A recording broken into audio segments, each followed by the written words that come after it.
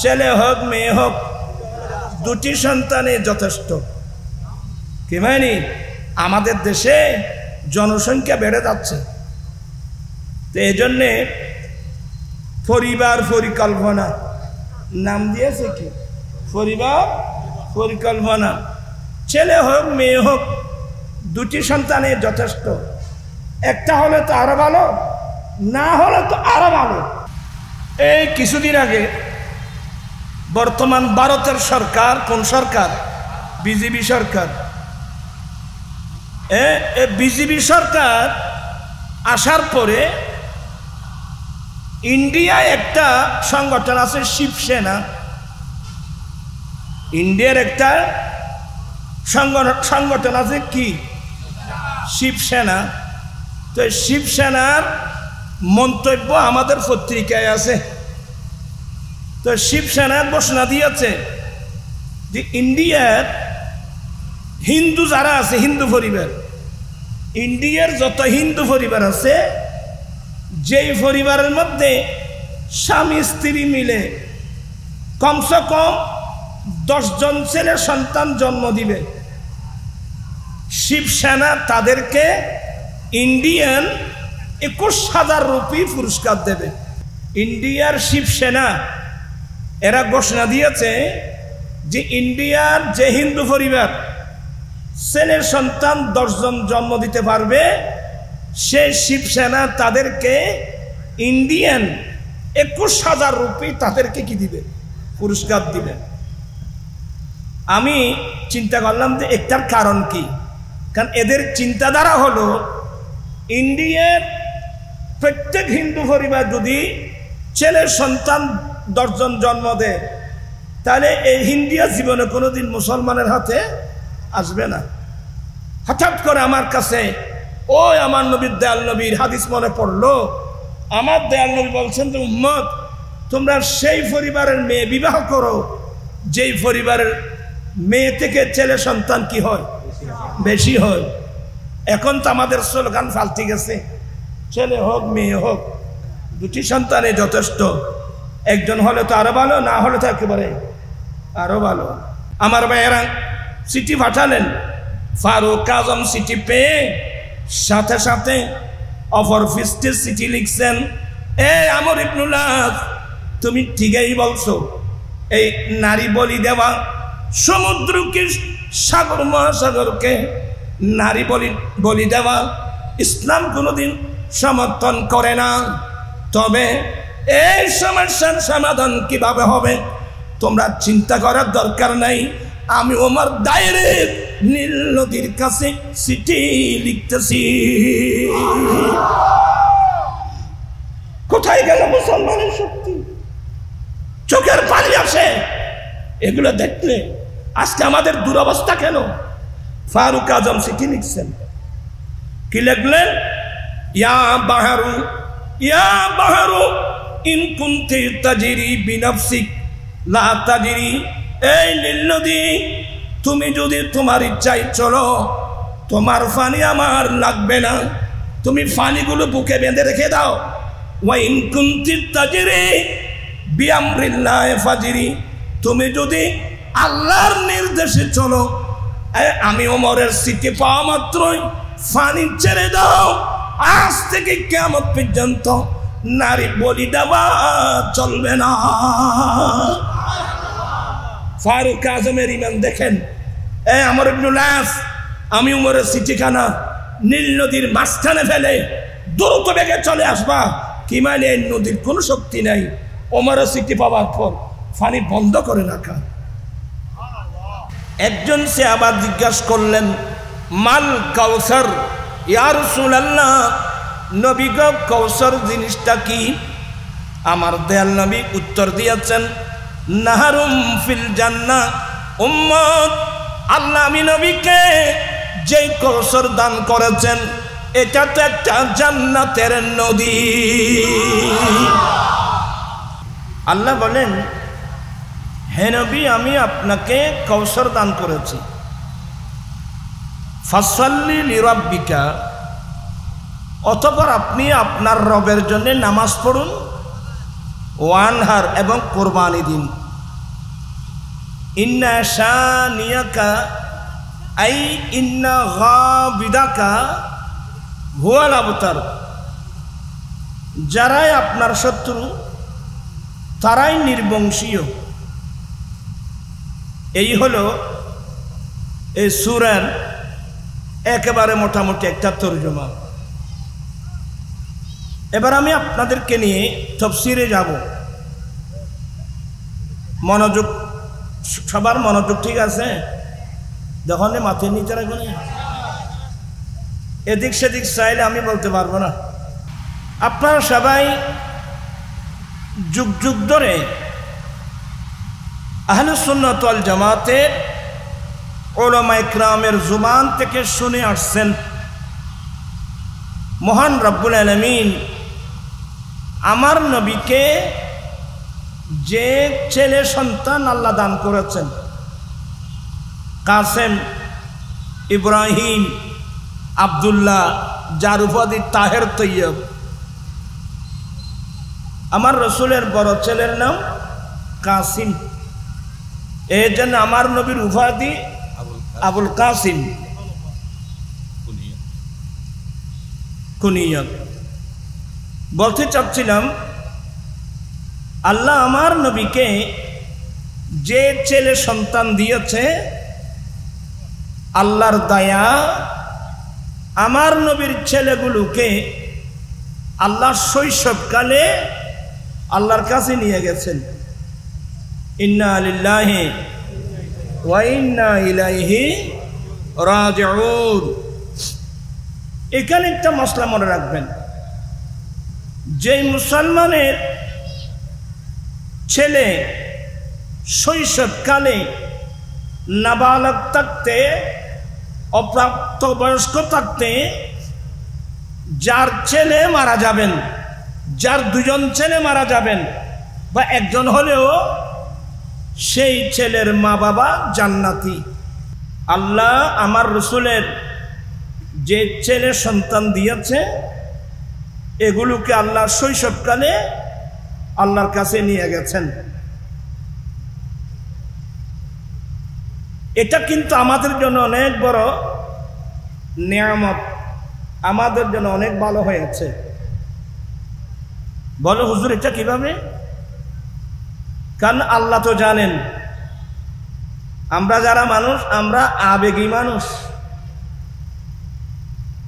আমার রসুল বলছেন, আনা খাতামুন নবী লা নবিয়্যা বাদি, আমি শেষ নবী, আমার পরে কিয়ামত পর্যন্ত আর কোনো নবী আসবে না। এতগুলো বলার পরেও তো আমরা তো আবেগী মানুষ। আমার নবীর কোনো একটা ছেলে যদি দুনিয়ায় থাকতেন, তাহলে দেখতেন যে একদল মুসলমান এমন হয়ে যেত নবীর ছেলেকে নবী হিসেবে মানত। কথা বলছে কেন? নবী হিসেবে, তাহলে তো ঈমান হারা হয়ে যেত। কারণ আমার নবী তো শেষ নবী। আমার রাসূল বারবার বলছেন, আমি শেষ নবী, লা নবিয়্যা বাদে, আমার পর আর কোনো নবী আসবে না। আল্লাহ আমার রসুলের ছেলেগুলোকে শৈশবকালে নিয়ে আল্লাহ আমাদের উপর একটা বড় এহসান করেছেন। এটা এক সাইড।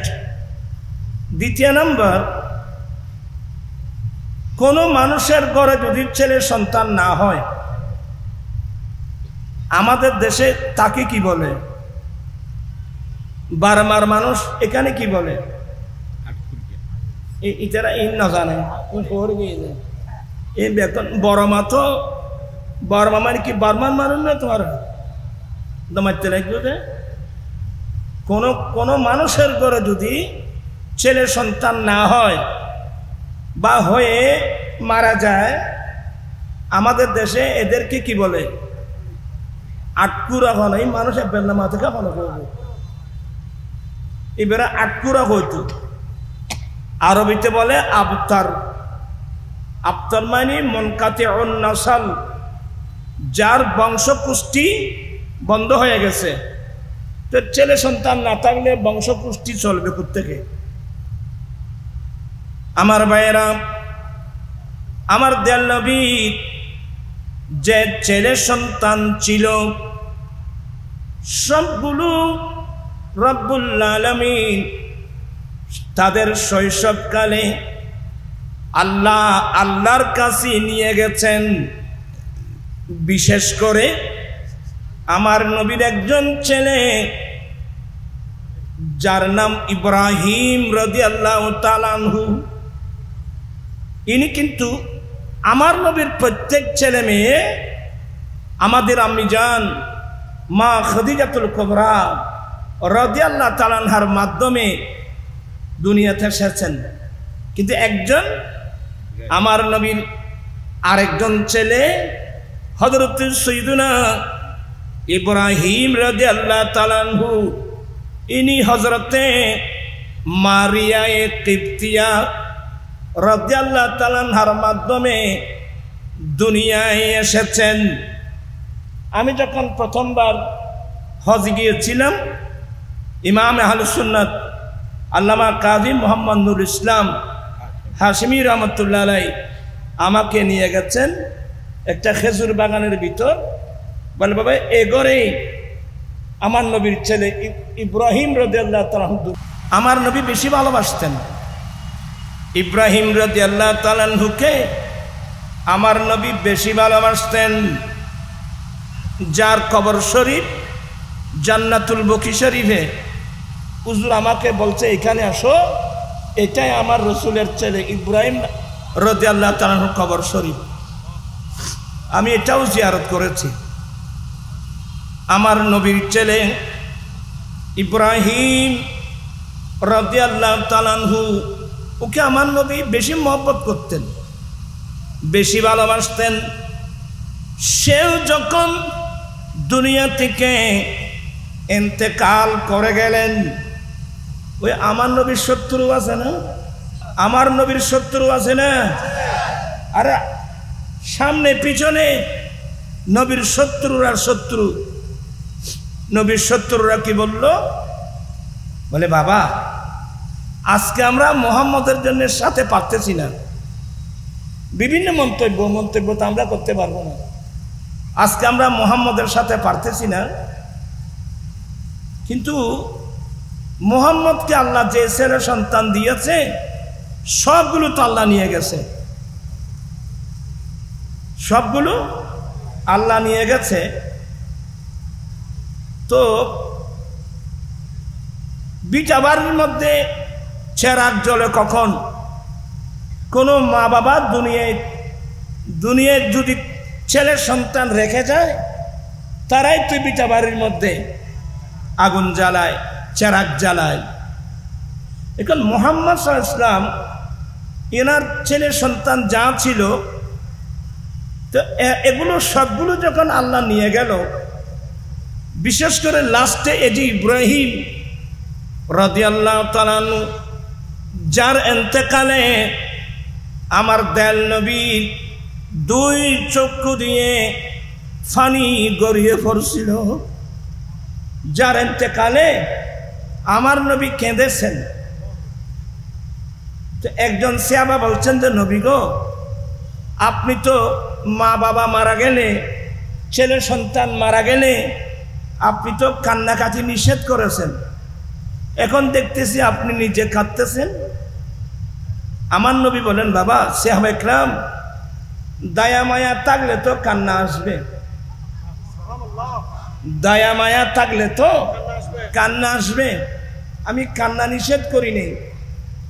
আওয়াজ করে করে মানুষ বিভিন্ন গিলাপ ধরে আওয়াজ করে করে যে কেঁদে কেঁদে কান্নাকাটি করে, এটাকে আমি নিষেধ করেছি। তাহলে এখান থেকে একটা মসলা স্পষ্ট হয়ে গেল। এখন তো বর্তমান মুসলিম পাড়ায় দেখা যায়, বাবা মারা গেল, মা মারা গেল, বাপরে বাপ, মা গো মা, চিল্লি করে অনেক কান্নাকাটি করে। এগুলো হারাম, এগুলো হারাম, মাতম হারাম।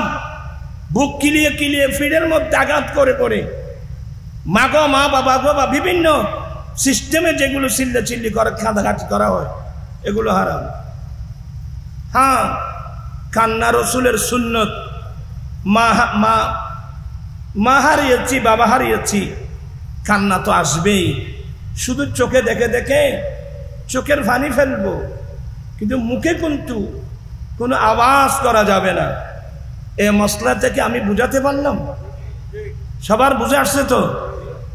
আমার ভাইয়েরা, ইব্রাহিম রাদিয়াল্লাহু তাআলা আনহুর ইন্তেকালে আমার নবী কেঁদেছেন। শুধু কাঁদছেন তাই না, ইব্রাহিম রাদিয়াল্লাহু তাআলা আনহুকে দফন করার পর আমার নবীর নবুয়তের হাতে ইব্রাহিম রাদিয়াল্লাহু তাআলা আনহুর কবরের উপর পানি ছিটিয়েছেন। কবরের উপর পানি ছিটানো। তো এখানে আজকালকার যে ছেলেরা আছে না, বলে এগুলো কি, উপরে একটু পানি ছিটাই দিল, এগুলো কি ভিতরে যাবে? এই ধরনের মন্তব্য আছে না? আমি কিন্তু দুবাই শহরের দুবাই শহর রাসুল খাইমা ইমারতের অনেক বড় বড় কবরস্থানে গিয়েছি। এখনকার কথা বলছি। আমি অনেক ইমারতের বড় বড় কবরস্থানে গিয়েছি। সেইখানে সরকার বড় বড় পানির জগের মতো বড় বড় জগ রাখছে, পানি ব্যবস্থা রাখছে। দেখলাম যে যারা কবর জিয়ারতে যায় ওখান থেকে পানি নিয়ে কবরের উপর এখনো কি করা হয়, পানি ছিটানো হয়। এখন আমি তো ফজিরা কবরস্থানে গিয়েছি, আসমানের কবরস্থানে গিয়েছি, দুবাইয়ের কবরস্থানে গিয়েছি। ওখানে খুব সুন্দর সিস্টেম। এই যে কবরের উপর পানি ছিটানো, আমার রসুল সর্বপ্রথম যেই কবরের উপর পানি ছিটিয়েছেন উনি হচ্ছেন আমার রসুলের ছেলে ইব্রাহিম রাদিয়াল্লাহু তাআলা আনহুর কবর। সবার মনোযোগ আছে? আমার নবী একদিক দিয়ে ছেলে হারানো বেতা ইব্রাহিম রাদিয়াল্লাহু তাআলা আনহুর ইন্তেকালে আমার নবী কেঁদেছেন। দ্বিতীয় নম্বর, এক বেয়াদব আস ইবনে ওয়াইল নামক এক বেয়াদব আমার নবীকে আপ্তর বলল। নাউজুবিল্লাহ বলছেন সবাই? আপনারা খুব মনোযোগ সহকারে শুনবেন এগুলো। এক বেয়াদব যার নাম আস ইবনে ওয়াইল, সে আমার নবীকে কি বলল? আপ্তর বলল। তুমি কার সাথে কথা বলছো? আপ্তরের সাথে কথা বলছো? আপ্তর মানে আমাদের চট্টগ্রামের ভাষায় আটকুরা, আরবিতে বলে আপ্তর মানে মুনকাতিউন নাসল, যার বংশ কুষ্টি বন্ধ হয়ে গেছে। আমার নবীকে আটকুরা ডাকলো। একদিক দিয়ে মুহাব্বতের ছেলে ইব্রাহিম রাদিয়াল্লাহু তাআলা আনহুর হারানোর একটা ব্যথা, অপর দিক দিয়ে এই বেয়াদব আমার নবীকে আপ্তর বলল, আটকুরা বলল। রব্বুল আলামিন, আমার নবীর অন্তর এমন হয়ে গেল, মহান রব্বুল আলামিন ওই সময় মাহবুব নবীকে সান্ত্বনা দিতে গিয়ে বলেন, ইন্না আতাইনাকাল কাউসার। হে নবী, এরা আপনাকে আপ্তর ডাকতেছে, এরা আপনাকে আপ্তর ডাকতেছে, আপনার মনে কষ্ট পেয়েছেন। নবী গো, আপনার ছেলেগুলো আমি নিয়ে এসেছি,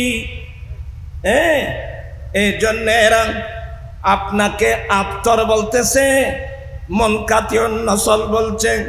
নবী গো, মন ছোট করবেন না, নিশ্চয় আমি আল্লাহ আপনি রসুলকে কৌশর দান করেছি। আমি আপনাকে কৌশর দান করেছি। এবার আসুন, কৌশরের 16টা তাফসীর আছে। কয়টা? কয়েকটা বলতে পারে কিনা জানি না। আল্লামা ইমাম সাবি রহমতুল্লাহ আলাইহি উনি লিখতেন সূরা কাউসারের 16টা তাফসীর আছে। তাফসীরুল মানি শরীফের মধ্যে আল্লামা সৈয়দ মাহমুদ আলুসি হানাফি বাগদাদি বলছেন কাউসারের 16টা তাফসীর আছে। সাবি আলাইহি বলছেন শুধু 16টা না, আরো অসংখ্য তাফসীর হয়ে গেছে। তাহলে এখন ঘটনার সাথে তাফসীর মিলে যায় এমন একটা তাফসীর, ইন্না আতাইনাকা আল কাউসার, তার মানে ইন্না আতাইনাকা উম্মাতান কাসীরা।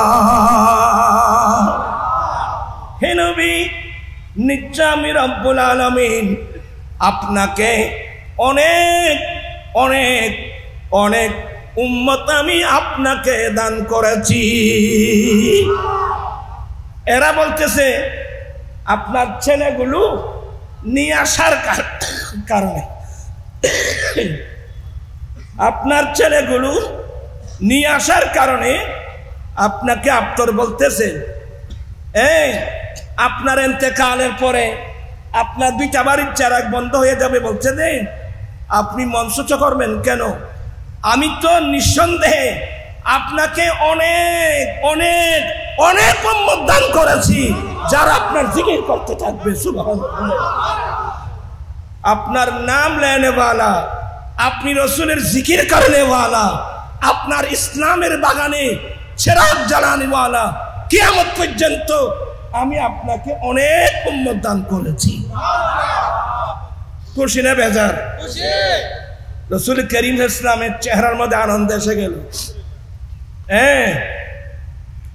বুখারী শরীফ খুললে দেখবেন যে কিয়ামতের মাঠে আপনারা কোন দিকে তাকাচ্ছেন? মেহরবানি করে কে আসতেছে কে যাচ্ছে ওদিকে দেখবেন না। কিয়ামতের মাঠে 120 কাতার হবে। কিয়ামতের মাঠের কাতার হবে কয়টা? 120 কাতার।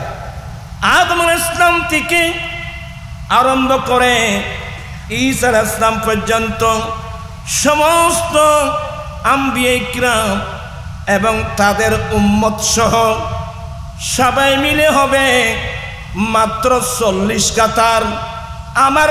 আমার দয়াল নবীর উম্মত এককভাবে হবে 80 কাতার। ইন্না আতাইনাকাল কাউসার, আই ইন্না আতাইনাকা উম্মাতান কাসীরা। হে নবী, নিশ্চয় আমি আপনাকে বহু বহু বহু উম্মত দান করেছি। বিরক্ত হচ্ছেন? এই জন্য আমার রাসূল কি বলছেন জানেন? উম্মত তোমরা ওই বংশের মেয়ে বিবাহ করো। উম্মত তোমরা ওই বংশের মেয়ে বিবাহ করো যে বংশের মেয়ে থেকে ছেলে সন্তান বেশি হয়। যখনই মাতে নিয়ে বলে মাতে, যে বংশের মেয়ে থেকে ছেলে সন্তান। এখন তো আমাদেরকে পাইছে আমাদের বাংলাদেশ সরকার, বলে না না না, ছেলে হোক মেয়ে হোক, ছেলে হোক মেয়ে হোক, 2টি সন্তানে যথেষ্ট। কি মানে আমাদের দেশে জনসংখ্যা বেড়ে যাচ্ছে, তো এই জন্যে পরিবার পরিকল্পনা নাম দিয়েছে কি? পরিবার পরিকল্পনা। ছেলে হোক মেয়ে হোক, 2টি সন্তানে যথেষ্ট। একটা হলে তো আরো ভালো, না হলে তো আরো ভালো। এই কিছুদিন আগে বর্তমান ভারতের সরকার, কোন সরকার? বিজেপি সরকার। বিজেপি সরকার আসার পরে ইন্ডিয়ায় একটা সংগঠন আছে শিবসেনা। ইন্ডিয়ার একটা সংগঠন আছে কি? শিবসেনা। তো শিবসেনার মন্তব্য আমাদের পত্রিকায় আছে। তো শিবসেনার ঘোষণা দিয়েছে যে ইন্ডিয়ার হিন্দু যারা আছে, হিন্দু পরিবার, ইন্ডিয়ার যত হিন্দু পরিবার আছে, যেই পরিবারের মধ্যে স্বামী স্ত্রী মিলে কমসে কম 10 জন ছেলে সন্তান জন্ম দিবে, শিবসেনা তাদেরকে ইন্ডিয়ান 21,000 রুপি পুরস্কার দেবে। ইন্ডিয়ার শিবসেনা এরা ঘোষণা দিয়েছে যে ইন্ডিয়ার যে হিন্দু পরিবার ছেলের সন্তান 10 জন জন্ম দিতে পারবে, সে শিবসেনা তাদেরকে ইন্ডিয়ান 21,000 রুপি তাদেরকে কি দিবে, পুরস্কার দিবে। আমি চিন্তা করলাম যে একটার কারণ কি, কারণ এদের চিন্তাধারা হলো ইন্ডিয়ার প্রত্যেক হিন্দু পরিবার যদি ছেলের সন্তান 10 জন জন্ম দেয়, তাহলে এই ইন্ডিয়া জীবনে কোনোদিন মুসলমানের হাতে আসবে না। হঠাৎ করে আমার কাছে ওই আমার নবীর দয়াল নবীর হাদিস মনে পড়লো। আমার দয়াল নবী বলছেন যে উম্মত, তোমরা সেই পরিবারের মেয়ে বিবাহ করো যেই পরিবারের মেয়ে থেকে ছেলে সন্তান কি হয়, বেশি হয়। এখন তো আমাদের স্লোগান পাল্টে গেছে, ছেলে হোক মেয়ে হোক 2টি সন্তানে যথেষ্ট, একজন হলে তো আরো ভালো, না হলে তো একেবারে আরো ভালো। সেই ব্রেন আপনাদের নাই। আমার রসুল কি জন্য বলছেন সেই জ্ঞান আমাদের কাছে নাই। আল্লাহ কি বলছেন, বিসমিল্লাহির রাহমানির রাহিম, ইয়া আইয়ুহাল্লাযীনা আমানু লা তুকদ্দিমু বাইনা ইয়াদাইল্লাহি ওয়া রাসূলিহি ওয়াত্তাকুল্লাহা ইন্নাল্লাহা সামিউন আলীম। আল্লাহ বলেন, হে মুমিন বান্দা, তোমরা জীবনের কোনো ক্ষেত্রে আল্লাহ এবং তার রসুলের আগে বাড়বে না। তোমরা জীবনের কোনো ক্ষেত্রে, ব্যক্তিগত জীবন, পারিবারিক জীবন, সমাজ জীবন, রাষ্ট্রীয় জীবন, সমাজনীতি, অর্থনীতি, রাষ্ট্রনীতি, রাজনীতি, শিক্ষানীতি, বাণিজ্য নীতি, পররাষ্ট্রনীতি, এক কথায় জন্মলগ্ন থেকে মৃত্যুকাল পর্যন্ত সাবধান, কোনো ক্ষেত্রে তোমরা আল্লাহ এবং তার রসুলের আগে বাড়বে না। এই জন্য আমাদের মুরব্বীরা কি বলতেন, আগে গেলি। এ বর্মার মানুষ এগুলো আছে, বড় দুঃখ আছে, আগে গেলে এই হইন্য ভারত দে, আগে গেলে পিছনে গেলে, পিছনে গেলে স্বর্ণ ভাই, টিয়া ভাই কদিন সিলেট হলে, আগে গেলে বাঘে খায়, পিছনে গেলে টেকা ভাই, ওরা সিলেটিরা বলে। আমরা বলি আগে গেলে বাঘে খায়, পিছনে গেলে স্বর্ণ পায়, স্বর্ণর দৌড় পায়। কিন্তু ভাইজান, মুরব্বীদের জুবান থেকে শুনতাম ছোটবেলায়, আগে গেলে বাঘে খায়, পিছনে গেলে স্বর্ণ পায়, কিন্তু এগুলো বুঝতাম না। কিন্তু যখন কোরআনে পাকের এই আয়াতের তাফসীর পড়লাম, হঠাৎ করে মনে পড়লো, হ্যাঁ রে, আমাদের মুরব্বীরা তো বলছেন আগে গেলে বাঘে খায়, এটাতে এই আয়াতের তাফসীর। আল্লাহ বলছেন যে হে মুমিন বান্দা, হে বিশ্বাসীর দল, জীবনের কোন ক্ষেত্রে আল্লাহ এবং তার রসুলের আগে বাড়বে না। এই তুলবে আগে গেলে মানে যারা আল্লাহ আল্লাহ রসুলের আগে চলবে এদেরকে জাহান্নামের বাঘে খাবে, এদেরকে মশাই কামড়াবে। আর একটা কথা আছে না, মশারের বাদ যদি ট্যাংটা নিলি এ কথা তোরা মুখ ধর করতে পারতে নাই। মশারের বাইরে ট্যাংটা নিলি, ট্যাং হিন্দি শব্দ, ঠাং ট্যাং এগুলো হিন্দি শব্দ। মশার বাইরে ট্যাংটা নিলে মশায় কামড়ায়, তার মানে মশারি মানে আল্লাহ আল্লাহ রসুলের দেওয়া যে সীমানা, এই সীমানার বাইরে গেলে মশাই কামড়াবে, ইহুদি কামড়াবে, নাসরাই কামড়াবে। তার বাস্তব প্রমাণ পৃথিবী এখন দেখতেছে। ফিলিস্তিনের কি অবস্থা বলেন, সিরিয়ার কি অবস্থা, লবনানের কি অবস্থা, ফিলিস্তিনের কি অবস্থা, কেন আমাদের এই অবস্থা হলো? খাবার মূল কারণ আমরা আল্লাহ রসুলের পিছনে নাই, আমরা আল্লাহ রসুলের আগে চলে গেছি। সবাই আল্লাহকে ভয় করো, আবার তওবা করে আল্লাহ রসুলের পিছনে আসতে হবে। সেই রঙে রঙিন হলে আল্লাহ রসুল থাকবে আমার সঙ্গে, আমার জীবন মরণ, আমার জীবন আমার মরণ আমি সাজাবো মাদানী রং দিয়ে। মাদানী রং অর্থ হলো আমার দয়াল নবীর সুন্নাত দিয়ে। আজকের মাহফিলের একটি সবক, আমরা অনেক ভুল করেছি। আমরা মুস্তাফার কলমা পড়েছি, নবীর দরওয়াজা থেকে আমরা ভিন্ন পথে চলে গেছি।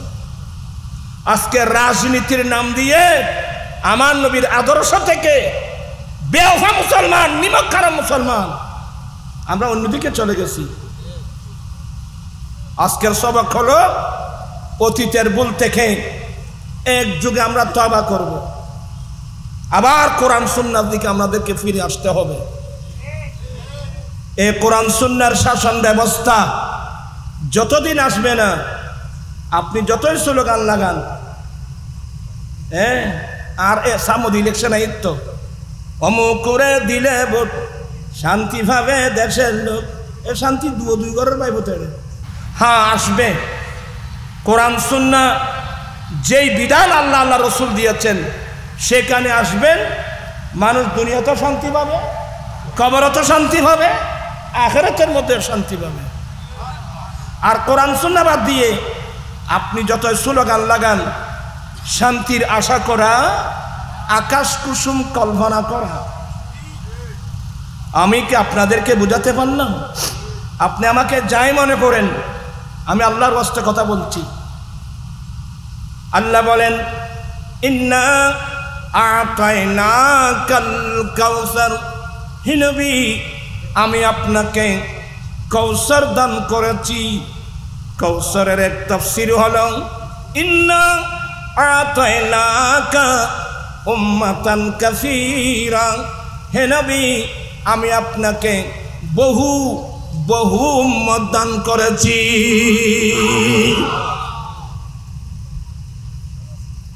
আমার নবীর জিকির চলতেছে, মানুষ মরা কত বললেন বুঝছি। আজ আমার নবীর জিকির চলছে না। আজকে বড়মা হাই স্কুল না, এই বড়মা হাই স্কুলের মাঠে এখানে কার আলোচনা হচ্ছে? আর কারা শোনা হচ্ছে? যারা আমার নবীকে আত্মর বলতো তাদের কোন নাম নিশানা আছে? আল্লাহ নিজেই বলছেন, হে রাসূল আমি তো আপনাকে কৌশর দান করেছি। তার তাফসীর এক তাফসীর হলো আমি আপনাকে বহু বহু উম্মত দান করেছি। আপনার নাম লেনেওয়ালা, আপনার জিকির করনেওয়ালা, আমি তো আপনাকে বহু বহু উম্মত দান করেছি। তো আপনি কি করবেন?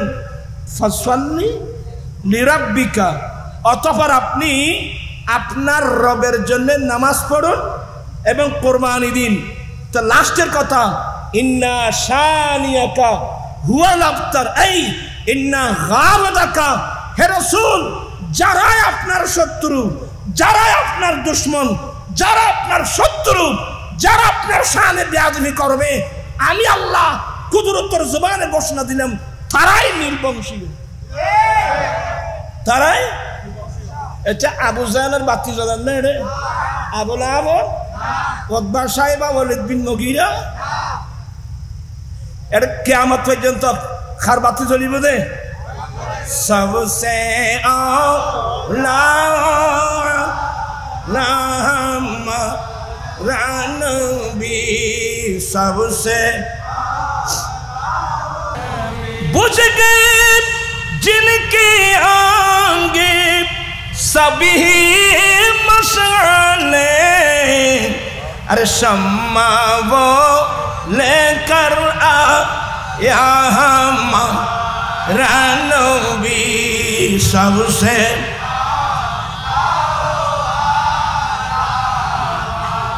नबी सबसे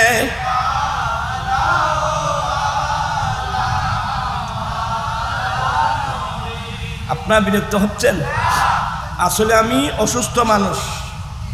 এবার আসুন, ইন্না আতাইনা কাল কাউসার, হে নবী নিশ্চয় আমি আপনাকে কৌসার দান করেছি। এই আয়াতের এই সূরার তাফসীর দেখলাম বুখারী শরীফ, ইমাম বুখারী রাহমাতুল্লাহ আলাইহি এই সূরার তাফসীরে হাদিস আনছেন। সাহাবা একরাম জিজ্ঞাসা করলেন, মাল কাউসার ইয়া রাসূলুল্লাহ, নবী গো আল্লাহ যে আপনাকে কৌসার দান করেছেন, কৌসার জিনিসটা কি? সবার মনোযোগ আছে এখানে? কৌসার জিনিসটা কি? আমার নবী বলেন, নাহারুন ফিল জান্নাহ। এ আমার সাহাবা একরাম, কৌসার এটা জান্নাতের একটা নদী। ইবে গুমদার দেনা তোমার ডাক দিবে ভাই বোধ আরে গুমদাতে শুদ্ধ না খন্দকুত ফেললাম ভাই বোধ আয় আয় তিন বেড়ামত কেন ফেললাম বাদি গুম না যাই তুই বানাই ও রে বাড়ি যাই এরকম দাবি দে আর কি দিবি কি বলতে চাচ্ছিলাম। এবার আসুন আরেক তাফসীরে, ইন্না আতাইনাকাল কাউসার, হে নবী নিশ্চয় আমি আপনাকে কৌসার দান করেছি। এই কথার তাফসীরে একজন সাহাবা জিজ্ঞাসা করলেন, মাল কাউসার ইয়া রাসূলুল্লাহ, নবী গো কৌসার জিনিসটা কি? আমার দয়াল নবী উত্তর দিয়েছেন, নাহারুম ফিল জান্নাহ। উম্মত, আল্লাহ আমি নবীকে যে কৌসার দান করেছেন এটা তো একটা জান্নাতের নদী। নদী কিন্তু জান্নাতে আল্লাহ দান করে দিয়েছেন আমার নবী দুনিয়ায় থাকতে। এটা আমাদের জন্য লাভ না ক্ষতি? নবীর দিয়ে দেয় না তো নদী বের পানি আর নবী খাইব দেয় না যখন মাথের মানুষ যখন খুশি। কারা কারা খুশি? দুই হাত উঠে বল, আরে কারা কারা খুশি? সবাই খুশি। আল্লাহু আকবার।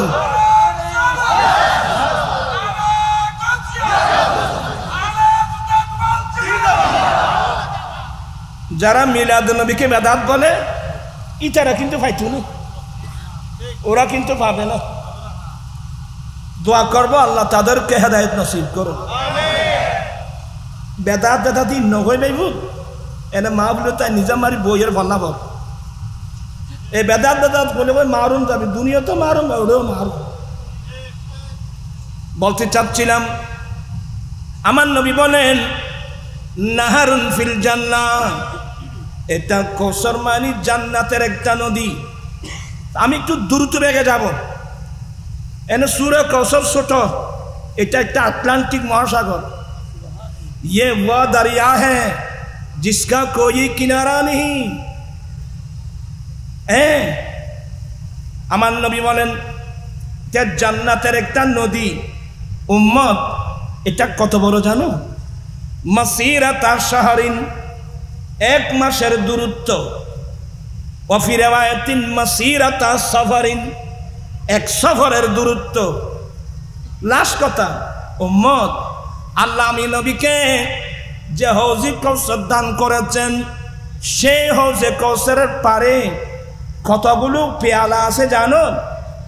আমার নবী বলেন আসমানের যত নক্ষত্র। আল্লাহু আকবার। উম্মত, আল্লাহ আমি নবীকে যে হৌজে কৌসার দান করেছেন, হৌজে কৌসারের পারে কতগুলো পেয়ালা, আসমানের যত নক্ষত্র ততগুলো পেয়ালা আছে হৌজে কৌসারের পারে। এবার আসুন আমার নবী বলেন, উম্মত হৌজে কৌসারের পানি এগুলো কেমন জানো? আমার নবী বলেন দুধের চেয়ে বেশি সাদা। এই কৌসারের পানিগুলো দুধের চেয়ে বেশি সাদা। মধুর চেয়ে বেশি মিষ্টি, বরফের চেয়ে বেশি ঠান্ডা। লা নাসমা বাদা বাদা, কোন উম্মতের নসিবে সামান্যটুকু পানি যদি জুটে যায়, আবাদুল আবাদ, জীবনে কোনোদিন তার পানির পিপাসাই লাগবে না। আমাদের ছেলেরা নাচ পড়ে না, সাকারাতের বিছানাতে আর কি যে যন্ত্রণা, সাত সাগরের পানি দিল। সবাই তো পড়তেছেন না, এটা বাইরে আলসিয়া যত আছে দেখুন, এই সুদের আলসি চালসি ফেলাই ফেলে বাদ, ইন আলসিয়া থামলো। পরিশ্রমে দান আনে, পুণ্য আনে সুখ, অলস্য দরিদ্রতা আনে, ফাফে আনে দুঃখ। আর আমার রাসূল দোয়া করছেন, আল্লাহুম্মা ইন্নী আউযু বিকা মিনাল কাসালি ওয়াল হারামি ওয়া সুইল কিবারি ওয়া ফিতনাতিদ দুনিয়া ওয়া আযাবিল কবর। আল্লাহ, আমি তোমার কাছে অলসতা থেকে ফানা চাচ্ছি। আমার রাসূল আল্লাহর কাছে অলসতা থেকে ফানা চেয়েছে, তার মানে কোনো অলসতায় আমার রাসূলকে স্পর্শ করতে পারবে না। কিন্তু এটা আমাদের তালিমের জন্য বলছেন। বন জঙ্গলার বাক হরিণে চিনিল দয়াল নবীকে, হর মানব চিনিলি না রে, দুঃখ রইল। আল্লাহুম্মা সাইয়্যিদি। আচ্ছা, আর কষ্ট দেব না, আমি শেষ করে দিচ্ছি। বলতে চাচ্ছিলাম, সাকারাতের বিছানাতে কি যে যন্ত্রণা, সাত সাগরের পানি দিল তৃষ্ণা। ঠিক কিনা রে বাবা? আরে সাকারাতের বিছানাতে কি যে যন্ত্রণা, সাত সাগরের আর কৌসারের পানি দিবেন শাহে মদিনা। কৌসারের মালিক যিনি তাহাকে জানো, ভালো যদি ভালো যদি কি আমার নবী আমাদেরকে হৌজে কৌসারের পানি পান করাবেন? বিশ্বাস আছে?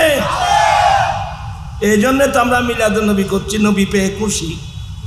কিয়ামতের কঠিন দিনে ওয়াইদাল বিহারু ফুজ্জিরাত, আরে পুকুরের নদী নালা নয়, সাগর মহাসাগরের পানিগুলো জলীয় বাষ্প হয়ে বাতাসের সাথে উড়ে যাবে।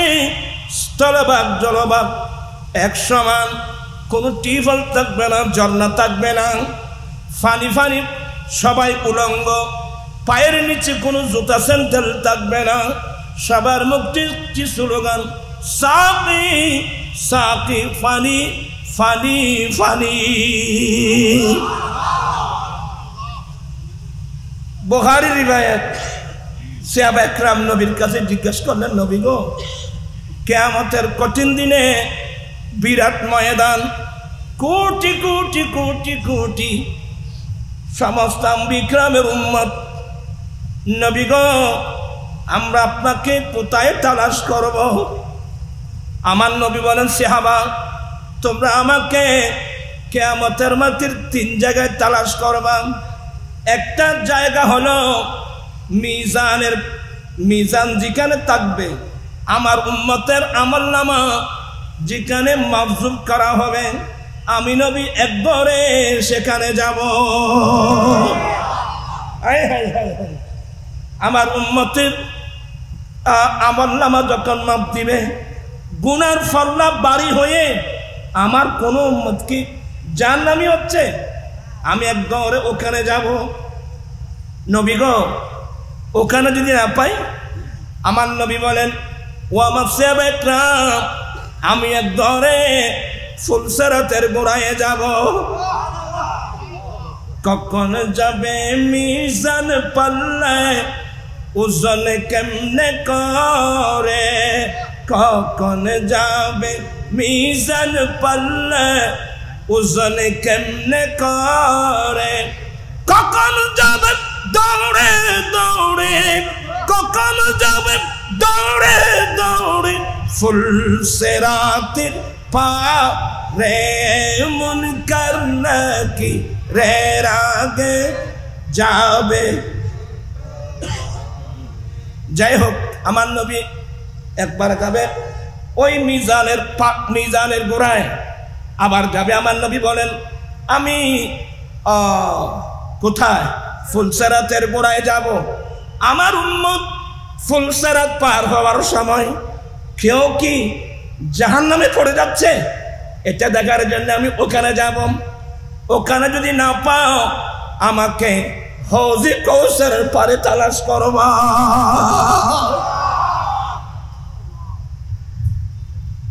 হৌজে কৌসারের পানি মুস্তাফার দস্ত মোবারকে এই গুনাহগার উম্মতদেরকে পান করাবেন।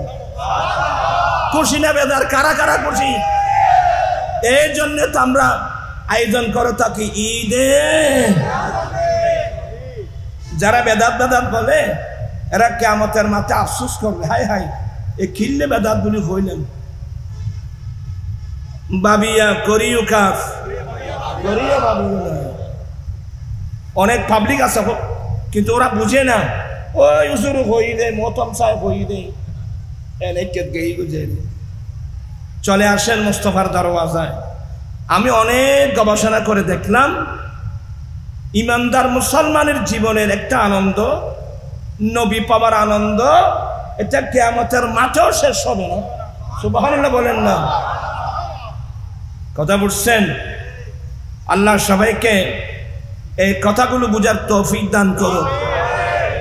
ইন্না আতাইনা কাল কাউসার, হে নবী আমি আপনাকে কৌসার দান করেছি। মাইনি কৌসার এক মানে হৌজে কৌসার। আমার দয়াল নবী কিয়ামতের মাঠে উম্মতদেরকে নিজের হাতে কৌসার পানি পান করাবেন, যে পান করানোর মাধ্যমে উম্মতের পিপাসা কি হয়ে যাবে? চলে যাবে। চিৎকার দিয়ে বলুন না সুবহানাল্লাহ। বিরক্ত হচ্ছেন? ইন্না আতাইনা কাল কাউসার মানে ইন্না আতাইনা কাল কোরআন। হে নবী নিশ্চয় আমি আপনাকে কোরআন মাজিদ দান করেছি। কোরআন শরীফ দান করেছেন। কোরআনই কি আমরা বুঝি? কোরআন শরীফ কি বুঝলে তো আজকে আমরা কোরআন শরীফ ফেলে কোন দিকে যেতে পারতাম না। আল্লাহ আমার নবীকে আবার আল্লাহ বলছেন নিশ্চয় আমি আপনাকে কৌশর দান করেছি। কৌশরের এক তাফসীর হলো কোরআন। আর রহমান আল্লামাল কোরআন, রহমান ने कुरान सिखलाया। তা আল্লামা বদু মফুল, এখানে মফুল আছে একটা। রহমান কোরআন শিক্ষা দিয়েছেন, কাকে দিয়েছেন এখানে তার কথা উল্লেখ নেই। বলে উল্লেখ না থাকলেও সবাই আমরা বুঝে গিয়েছি আল্লাহ আমার রসুলকে কোরআন শিক্ষা দিয়েছেন। আল্লাহ নবীকে কি শিক্ষা দিয়েছেন? কোরআন। এই কোরআন একটা কৌশল হলো কিভাবে? আমার ভাইয়েরা, অপর আয়াতের মধ্যে আল্লাহ বলেন তিবিয়ানান লিকুল্লি শাই। এই কোরআন, এই কিতাব মাহবুব, আমি আপনার উপর যে কোরআন নাযিল করেছি সৃষ্টির শুরু থেকে শেষ পর্যন্ত প্রত্যেক কিছু বিস্তারিত বর্ণনা এই কোরআন মজিদের মধ্যে আছে। বিরক্ত হচ্ছেন আপনারা? এটা একটা আটলান্টিক মহাসাগর। আমি আগে বলছিলাম এই আয়াত যখন নাযিল হলো, একজন ইহুদি বড় দুষ্টু, ইহুদিরা এমনি কি এমনি বড় দুষ্টু, একজন ইহুদি বলে মুসলমানের নবীর কাছে আল্লাহ যে কিতাব নাযিল করেছেন এটাতে না বিস্তারিত বর্ণনা আছে, সবকিছু বর্ণনা। তো সে মনে মনে ভাবছে দে এই আয়াত দিয়ে আমি আলীকে আটকাবো, আমি আলীর কাছে যাব, আলী তোমাদের কিতাবে নাকি সব কিছু আছে? তো সে যদি বলে হ্যাঁ সব কিছু আছে, তখন আমি প্রশ্ন করব এই ঘটনাক্রমে ইহুদির মুখে দাড়ি উঠে নাই, ঘটনাক্রমে ইহুদির মুখে দাড়ি উঠে নাই। তো সে মনে মনে এটাকে বলা হয় বাজক, বাহ্য, বাকফল, বাকশেষ। মন্তেকের ভাষায় বলে সগরা কোবরা মিলিয়ে নতিজা বের করা। তো সেই মনে মনে এগুলো যুগ বিয়োগ দিচ্ছে আর কি। তো যদি আলী যদি বলে যে সব কিছু আছে, তখন আমি বলবো যে আলী আচ্ছা আমার মুখে দাড়ি উঠে নাই কেন, এটা আসেনি তোমাদের কিতাবে? তো সে বলতেছে যে ভাই তোর মুখে দাড়ি উঠে নাই কেন, এটা আমাদের কিতাবে থাকবে কেন? তখন আমি একটা পয়েন্ট পেয়ে যাব, তাহলে সব কিছু তোমাদের কিতাবে। এটা হঠাৎ জানবো করতে নি ভাই। সে গিয়েছে কার কাছে? না ওই আমার রাসূল বলছে না আনা মদিনাতুল ইলমে ওয়া আলিয়ুম বাবুহা, আমি নবী জ্ঞানের শহর, এই শহরের দরওয়াজা আলী। আনা দারুল হিকমতে ওয়া আলিয়ুম বাবুহা, আমি নবী বিজ্ঞানের ঘর, এই ঘরের দরওয়াজা আলী। ইদানিং কিছু আহলে হাদিস বলে এগুলা জাল হাদিস, নাউজুবিল্লাহ বলছেন এগুলো নাকি জাল হাদিস। তো আমরা তো সেদিন আমাদের মর্দে মুজাহিদ, যিনি বর্তমান আমাদের আহলে সুন্নাত ওয়াল জামাতের কেন্দ্রীয় পরিষদের প্রকাশনা সম্পাদক আজিকার আমি জনাব মাওলানা মোহাম্মদ শহীদুল্লাহ বাহাদুর, নামও বাহাদুর, আল্লাহ তাকে আরো বাহাদুর বানিয়ে দিক। আমাদের ছেলেরাই যথেষ্ট এদের সাথে কথা বলার জন্য, আমাদের ছেলেরাই যথেষ্ট, আমরা কেন কথা বলবো?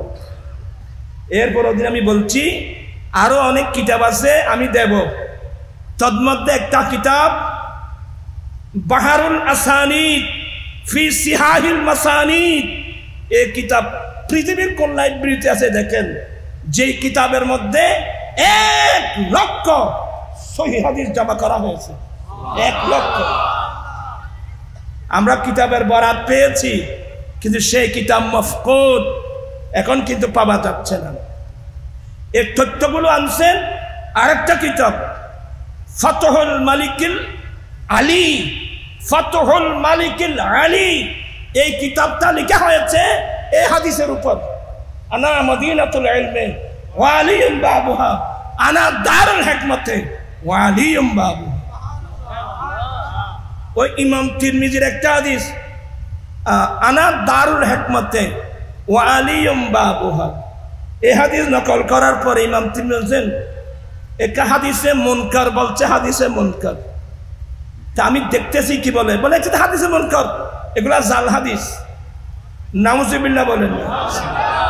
অথচ নুখবাতুল ফিকির এই উসুল হাদিসের কিতাব বলেন মুনকার এটা জাল হাদিসের অংশ নয়, এটা হচ্ছে দঈফ হাদিসের একটা অংশ। তো এই হাদিসটা এক সনদে দঈফ হলে অসংখ্য হাদিস দ্বারা বর্ণিত, এটা হাদিসে হাসান হয়ে গেছে, সহিহ হয়ে গেছে। এগুলো আপনারা বুঝবেন না, যারা উসুল হাদিস পড়ে এরাই বুঝতে পারবে, তার ওদিকে যাচ্ছি না। তা আমার রাসূল বলছেন ওই ইহুদি কার কাছে গেল? আলীর কাছে। আলী বলে কিরে? বলে ভাই আপনাদের কিতাবে নাকি সব কিছু আছে। আপনারা সবাই মনোযোগ সহকারে, যারা আল্লাহর কিতাব ফেলে চলে গেছেন বিজ্ঞানের নাম দিয়ে, সমাজ বিজ্ঞানের নাম দিয়ে, রাষ্ট্রবিজ্ঞানের নাম দিয়ে, বিভিন্ন বিজ্ঞানের নাম দিয়ে আল্লাহর কিতাব ফেলে চলে গেছেন, একটু কান পেতে শুনুন। মাওলা আলী বলেন, তো এ বলতেছে যে মাওলা আলী বলতে সব কিছু আমাদের কিতাবে আছে।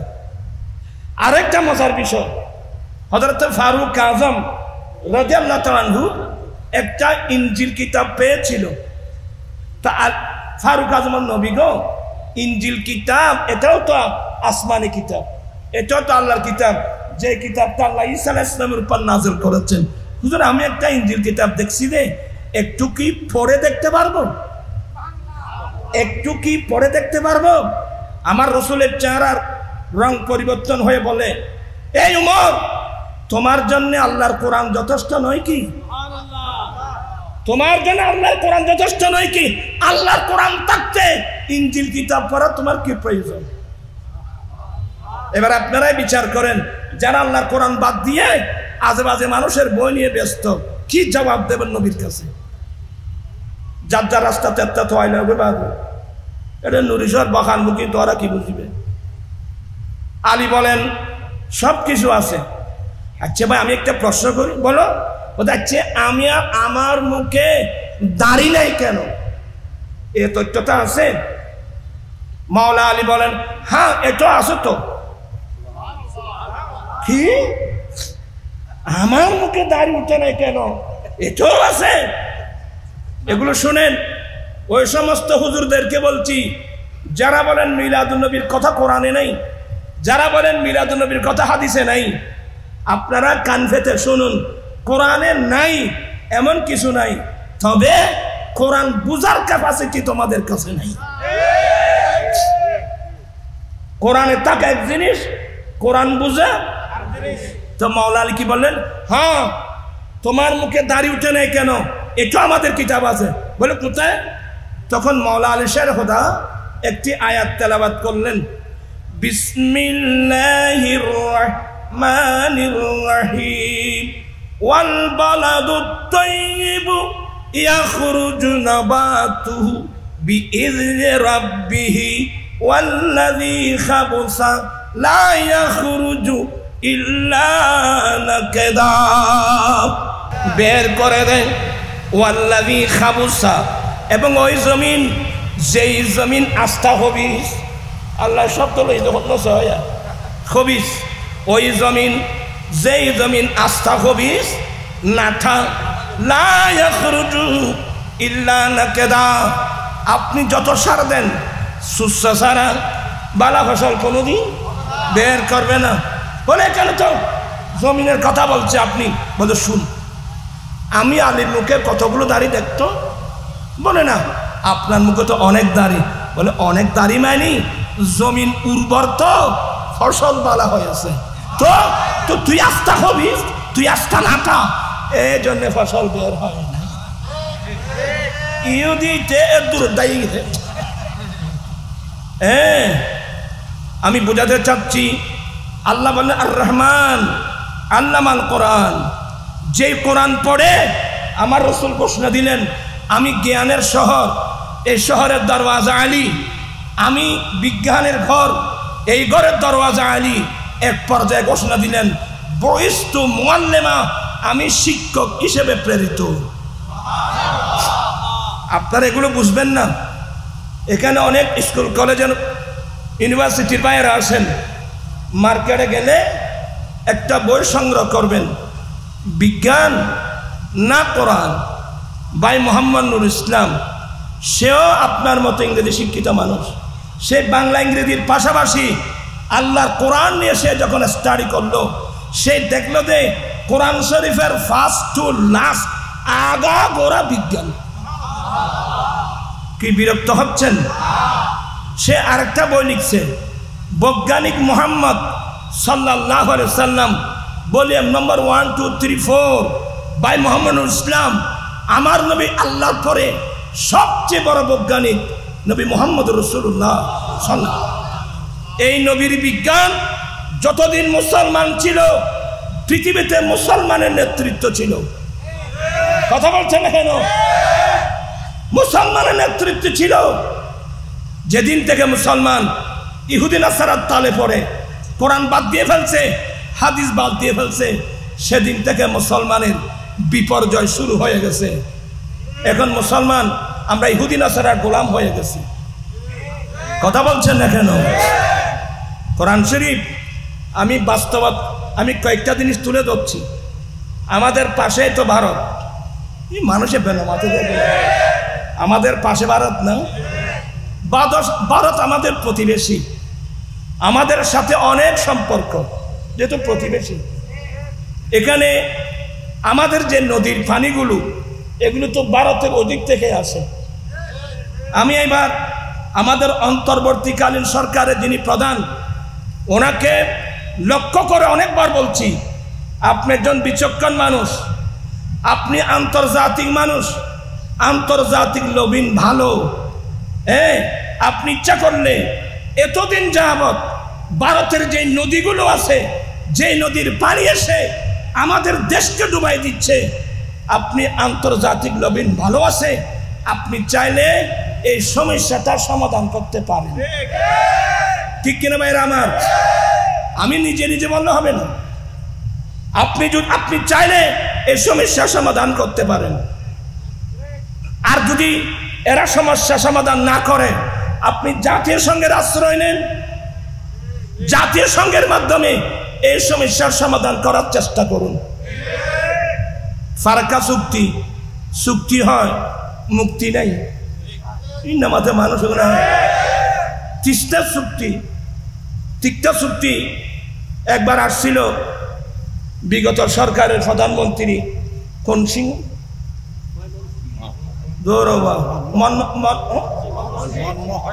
মনমোহন সিং আসছিল, কিন্তু কলকাতার মমতা ব্যানার্জি না আসার কারণে এই চুক্তিটা হয় নাই। সে আরো জাল দিয়েছে মনমোহন সিং, আপনি বাংলাদেশে যাচ্ছেন, বাংলাদেশের ইলিশ খেতে ভুল করবেন না। আরার সমুদ্রের ইলিশ খাইতে পারেননি, সমুদ্রের পানি চুক্তি বর্ণনা করে। তিস্তা নদীর চুক্তিও নাই। ফারাক্কা চুক্তি হয়, মুক্তি নেই। ভাইজান, ইসলামের ইতিহাস পড়লে চোখের পানি ধরে রাখতে পারবেন না। এই ধরনের একটা ঘটনা খলিফাতুল মুসলিমিন হযরত সাইয়্যিদনা ওমর ফারুক রাদিয়াল্লাহু তাআলা আনহুর খেলাফতের যুগে একদল মুজাহিদিনকে পাঠিয়েছিলেন মিশর শহরে হযরত সাইয়্যিদনা আমর ইবনুল আস রাদিয়াল্লাহু তাআলা আনহুর নেতৃত্বে, তোমরা মিশরে যাও, জিহাদ করে মিশরের জমিনে ইসলামের পতাকা উড্ডীন করো। গেল, এমন যুদ্ধ হলো, আলহামদুলিল্লাহ মিশরের জমিনে ইসলামের পতাকা কি হয়েছে? উড্ডীন হয়েছে। প্রায় সবাই মুসলমান হয়ে গেছে। আলহামদুলিল্লাহ বলবেন না? আপনার বোধহয় বিরক্ত হচ্ছেন, আমি শেষ করে দিচ্ছি। মিশরের জমিনে ইসলামের পতাকা উড্ডীন হলো। তো তাদের একটা জাতীয় সমস্যা, মিশরবাসীর একটা জাতীয় সমস্যা, এরা শতাব্দীর পর শতাব্দী মিশরের নীল নদীর পানি ব্যবহার করে আসছে। বছরের মাথায় মিশর শহরের সম্ভ্রান্ত পরিবারের একজন সুন্দরী যুবতী মেয়েকে ওই নীল নদীকে ডালি বলি দিয়ে তোরা এখন তো মুসলমান দল বেঁধে গেলেন ফারুক আমর ইবনুল আসের কাছে, হুজুর আমরা তো আগে ছিলাম ভিন্ন ধর্মে, এখন তো আমরা মুসলমান, হুজুর আমাদের একটা জাতির সমস্যা। বলে কি হুজুর? শতাব্দীর পর শতাব্দী, শত বছর ধরে আমরা নীল নদীর পানি ব্যবহার করে আসছি। এই মিশর শহরের সম্ভ্রান্ত পরিবারের একজন সুন্দরী যুবতী মেয়েকে ডালি বলি দিয়ে হুজুর ইসলামকে এটা সমর্থন করে? আমর ইবনুল আসের লোম খারাপ হয়ে গেল। কি ইসলাম আসছে নারী জাতিকে ডালি এবং বলি থেকে মুক্ত করার জন্য, কিন্তু এই মেয়েরা বেওফা মহিলা। ইসলামের এই অবদানের কথা মনে আছে? আমার নবীর অবদানের কথা মনে আছে? আমরা বড় বেওফা, নিমক হারাম। তো হুজুর ইসলাম যদি এটা সমর্থন না করে, তো আমাদের সমস্যা সমাধান কি? আমর ইবনুল আস বলেন, মিশরবাসী আপনারা একটু অপেক্ষা করুন, আমি ঘটনাটা খলিফাতুল মুসলিমিন হযরত সাইয়্যিদনা ওমর ফারুক রাদিয়াল্লাহু তাআলা আনহুকে ঘটনাটা একটু জানাই, হুজুরের উত্তর আসা পর্যন্ত আপনি একটু অপেক্ষা করুন। খুব ভালো, সমস্যা নেই। আমার ভাইয়েরা চিঠি পাঠালেন। ফারুক আজম চিঠি পেয়ে সাথে সাথে অপর পৃষ্ঠে চিঠি লিখছেন, এ আমর ইবনুল আস, তুমি ঠিকই বলছো, এই নারী বলি দেওয়া, সমুদ্রকে, সাগর মহাসাগরকে নারী বলি দেওয়া ইসলাম কোনোদিন সমর্থন করে না। তবে এই সমস্যার সমাধান কিভাবে হবে তোমরা চিন্তা করার দরকার নাই, আমি ওমর ডাইরেক্ট নীল নদীর কাছে চিঠি লিখতেছি। কোথায় গেল মুসলমানের শক্তি? চোখের পানি আসে এগুলো দেখলে। আজকে আমাদের দুরবস্থা কেন? ফারুক আজম চিঠি লিখছেন, কি লিখলেন? ইয়া বাহারু, ইয়া বাহারু ইন কুনতি তাজরি বিনফসিক লা তাজরি, এই নীল নদী, তুমি যদি তোমার ইচ্ছায় চলো, তোমার পানি আমার লাগবে না, তুমি পানিগুলো বুকে বেঁধে রেখে দাও। ওয়া ইন কুনতি তাজরি বিআমরিল্লাহ ফাজরি, তুমি যদি আল্লাহর নির্দেশে চলো, আমি ওমরের চিঠি পাওয়া মাত্রই পানি ছেড়ে দাও। আজ থেকে কিয়ামত পর্যন্ত নারী বলি দেওয়া চলবে না। ফারুক আজমের ইমান দেখেন। আমর ইবনুল আস, আমি ওমরের চিঠিখানা নীল নদীর মাঝখানে ফেলে দ্রুত বেগে চলে আসবা, কি মানে এই নদীর কোনো শক্তি নাই। ওমরের চিঠি পাওয়ার পর পানি বন্ধ করে রাখা, ইয়া খবর চুক্তি পাইব যখনই মাথে নিয়ে এগুলো পড়লে চোখের পানি আসে। কিভাবে ভারত পানি বন্ধ করে আমাদেরকে কষ্ট দেয়, একবার ফারাক্কা, একবার তিস্তা, কিভাবে আমাদেরকে কষ্ট দিচ্ছে। চোখের পানি আসে। আমরা কি খলিফাতুল মুসলিমিন সে ফারুক আজম থেকে পাবো না? আমার ভাইরা, কথা আর বলতে পারবো না, মন মেজাজ ঠিক নেই। আল্লাহ বলছেন ইন্না আতাইনা কাল কাউসার, কি মানে ইন্না আতাইনা কাল কোরআন। হে নবী, আমি আপনাকে কোরআন দান করেছি। কোরআন বলুন তো, ঈসা আলাইহিস সালাম এখন চতুর্থ আসমানে। কোথায়? চতুর্থ আসমানে আছে তো, আসবে তো, আমার নবীর উম্মতে আসবে তো, আসবে। কিন্তু ওনার হাতে কোন কিতাব থাকবে? কথা বলছেন না কেন? ওনার হাতে কোন কিতাব থাকবে? কোরআন। ইনজিল কিতাব থাকবে? আবার ইনকি হক জানে। আল্লাহুম্মা আমিন। মাওলায়া সাল্লি ওয়া সাল্লিম দাইমান আবাদা আলা হাবিবিকা খায়রিল খালকি কুল্লিহিম। মাওলায়ে মাহফিলকে আল্লাহ তুমি কবুল করো।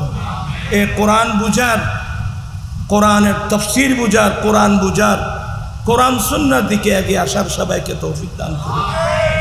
বিহাক্কি লা ইলাহা ইল্লাল্লাহ।